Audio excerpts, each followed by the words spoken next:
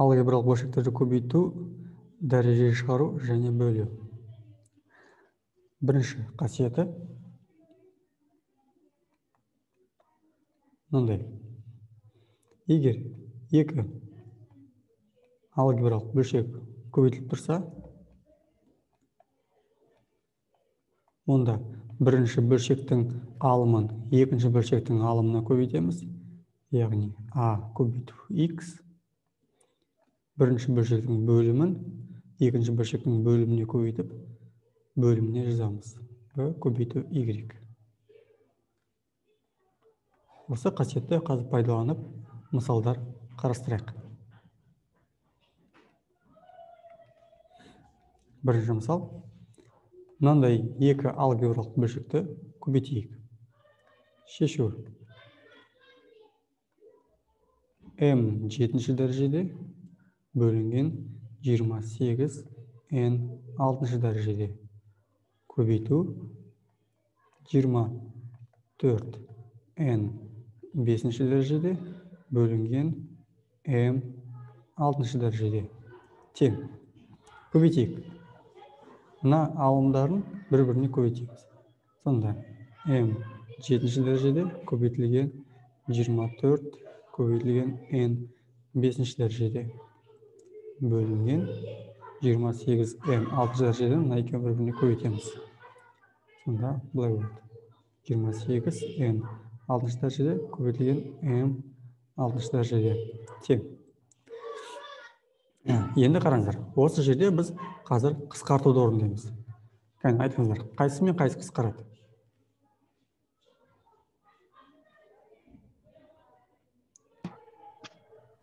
Кіммен кім? 28, 20. 28, 24 нешеге қысқарады? 2-ге. 2-ге қысқарады, тағы да одан үлкен сан бар ма? 12, 4. 4-ге қысқарды. 4-ге қысқартқан кезде неше қалады мұнда? 6, ал мұнда 7. 7. Енді мына жерде қараңыздар. Мына жерде m 7, мына жерде m 6. Қалай қысқарады?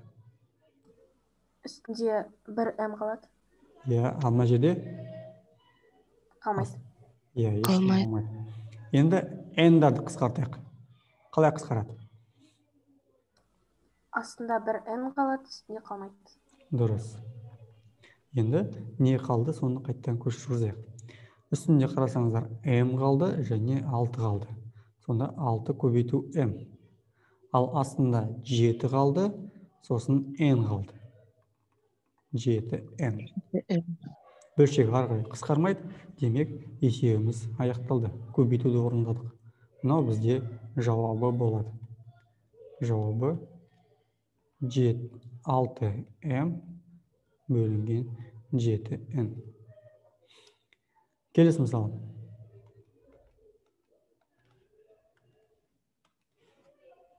Бізге айтады, мынандай екі бөлшекті көбейтіңдер дейді. Көбейтейік. Шешу. a куб b квадрат бөлінген 2b азайту ab көбейту a квадрат минус 4 бөлінген a квадрат b куб. Жаңа қасиетті пайдаланып, алымын алымына, бөліміне көбейтіп жазып қояйық. Сонда a куб b квадрат көбейту жақшаның ішінде a квадрат минус 4 бөлінген 2b минус ab көбейтілген a квадрат b куб. Енді қараңыздар, не істеуге болады ары қарай? Мына жерде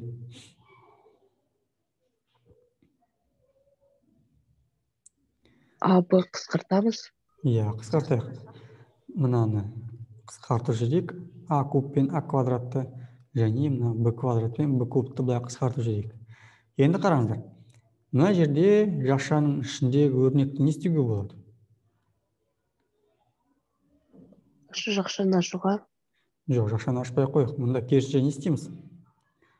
Мына жерде қараңыздар, екеуінде де не бар? Қосылғыштың екеуінде де не бар? Б-ны шығарып жібереміз. Иә, Б-ны шығарып жіберейік. Сонда бізде Б жақшаның ішінде 2 азайту А қалады. Енді қалғанын жазып қояйық. Тек үстінде А квадрат минус 4 түспей қояйық әзірге. А көбейту, сосын астында бізде тағы да Б бар. Енді қараңыздар, мына жақшаны басқаша қалай жазуға болады?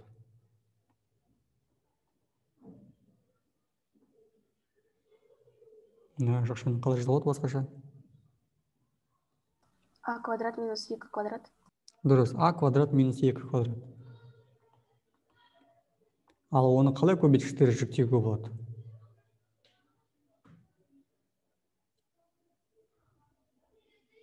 Бұл бізде Квадраттардың алғы. дұрыс. А минус 2 көбейтілген А қосылған 2. Демек, біз мұнаның орнына жазамыз былай. Сонда болады бізде А минус 2, А қосылған 2. Тең. Енді қараңыз, бізге қысқартуға бола ма? Мына жерде. Қысқартуға бола ма? Қалай ойлайсыздар? Мына жақшамен мына жақшаны қысқартуға бола ма?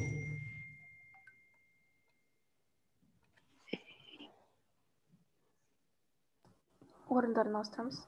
Дұрыс, алдымен орындарын ауыстырайық. Қайсының орнын ауыстырайық? Үстіңгісін ба, астыңгісін ба? Астыңғысын. Астыңгісін ауыстырайық. Сонда бізде не пайда болады? Минус. Дұрыс, минус. Минусты жазып қояйық бөлшектің алдына. Сонда бізде астында Б, А минус 2 көбейту Б, үстінден көшіріп жазайық. А көбейту А минус 2 көбейту А плюс 2. Тең. Енді қысқартайық. Жаңағы жақшаларымызды А минус 2 мен А минус 2 қысқарады. Қалғанын жазып қояйық. Минус. Астында Б-ны Б-ға көбейткен кезде не болады? Б квадрат. Б квадрат. Б квадрат. Ал үстінде бізде қараңыздар, мынау А-ны мына жақшаның ішіне көбейткен кезде қалай көбейтіледі? А квадрат плюс 2А. Дұрыс. А квадрат қосылған 2А. Есеп аяқталды. Мынау бізде жауабымыз болады. Ары қарай біздің бөлшегіміз қысқармайды. Минус А квадрат қосылған 2А бөлінген Б квадратқа. Есеп аяқталды. Соңғы мысалымыз. Бізге мынандай бөлшекті ықшамда дейді. Шешу. Тура көшірместен бұрын алдымен мынаны бір кішкене түрлендіріп алайық. Қалай түрлендіруге болады ойлайсыздар? Мына бірінші бөлшекке қараңдар, қалай кішкене түрлендірсе болады. Алым мен бөлімін.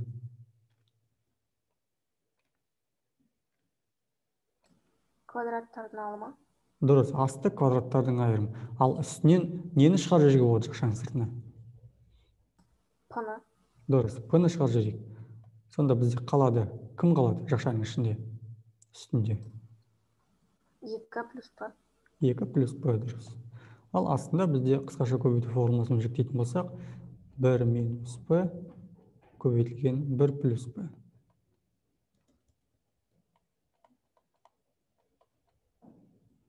Көбейту П плюс 1-ді жазып қояйық.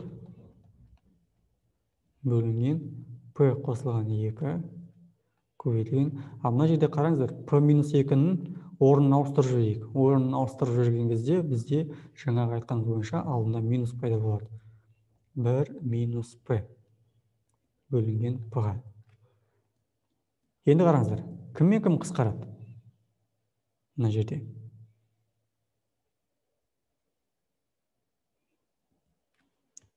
Так, әзірге бізде ешкім қысқармайды екен ғой. Айтпақшы, біз былай жазып алайық оны. Бір бөлшекке алдында минус, үстінде П бар, 2 қосу П, П қосылған 1, 1 азайтылған П, астында 1 азайтылған П, 1 қосылған P қосылған 2 көбейтілген P. Кәне айта қойыңыздар, кім мен кім қысқарады?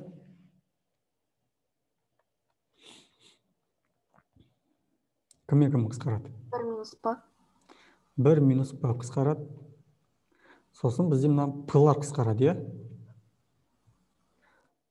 Қараңыздар, одан кейін бізде тағы кім қысқарады?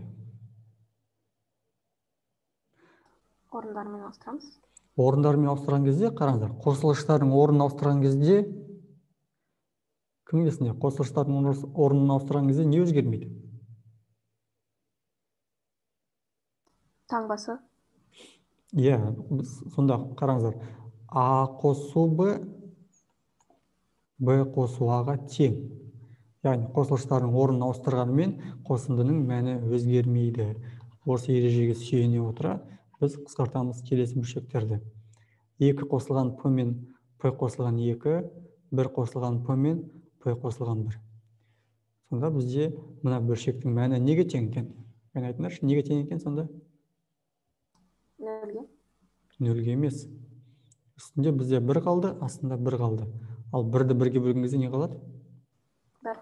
1. Және біздің бөлшектің алдында минусымыз бар. Соны қойып қояйық. Сонда жауабы бізде -1 екен. Есеп аяқталды.